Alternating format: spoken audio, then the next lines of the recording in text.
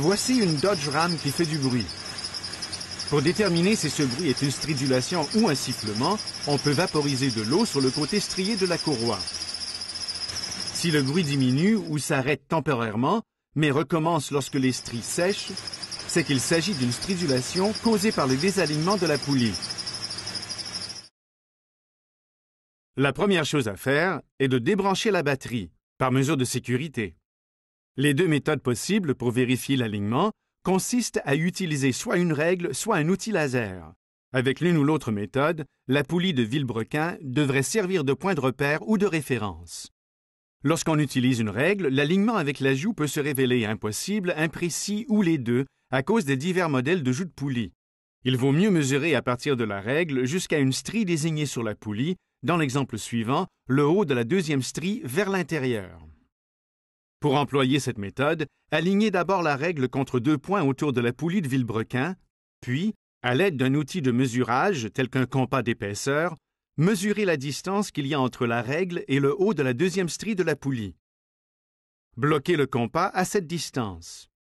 Ensuite, en maintenant les deux points de contact sur la poulie de vilebrequin, passez à une autre poulie, dans le cas présent, la poulie de cerveau-direction, et vérifiez la distance qu'il y a entre la règle et la deuxième strie de la poulie. Tout écart par rapport à la distance mesurée en haut de la deuxième strie indique un désalignement. Ici, le désalignement est d'environ une demi-strie. Pour employer l'outil laser, placez-le sur la poulie à vérifier en suivant les directives du fabricant. La poulie de cerveau-direction est souvent la cause d'un désalignement, parce qu'elle est simplement installée par pression sur l'arbre à l'usine au lieu d'être insérée jusqu'au point d'arrêt, de sorte qu'elle est souvent placée trop loin ou pas assez loin. Cette poulie a été placée trop loin, exerçant trop de pression. Celle-ci, par contre, n'est pas placée assez loin, n'exerçant pas assez de pression.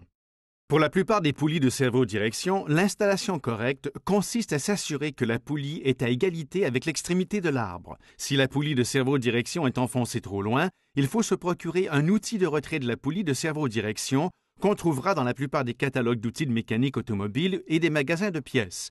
Avec cet outil, on verrouille une bague autour de la petite joue sur le bord de la poulie et l'on tire la poulie jusqu'à ce qu'elle soit à égalité avec l'arbre.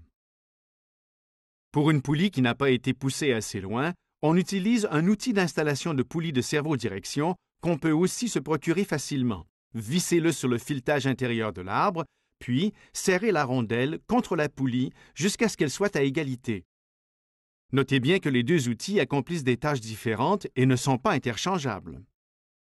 La poulie de pompe à eau est une autre cause de désalignement qui est rarement diagnostiquée. Si la pompe à eau ne fuit pas, c'est qu'elle fonctionne bien, vrai? Faux.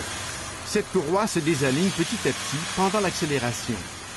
La pompe à eau a un roulement défectueux et devrait être remplacée. Voici la même pompe à eau sur l'établi, dans l'étau. Voyez comme la poulie oscille. Dans une telle situation, la courroie tire constamment sur la poulie en la désalignant, ce qui empire pendant l'accélération. Toutes les autres poulies de la prise d'entraînement devraient aussi être vérifiées.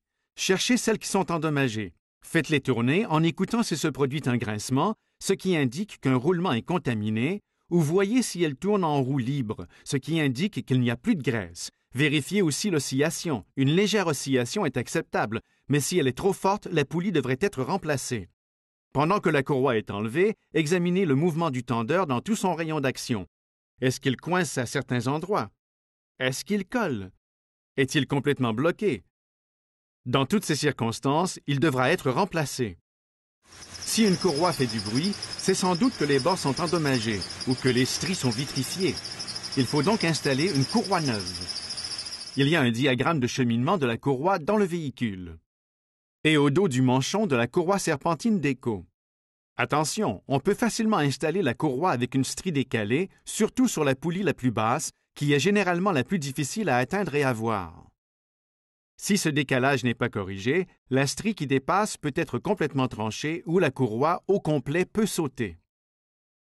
Après l'installation, demandez à quelqu'un de faire tourner le moteur une fois ou deux et vérifiez visuellement que la courroie est placée correctement sur toutes les poulies et suit le bon cheminement.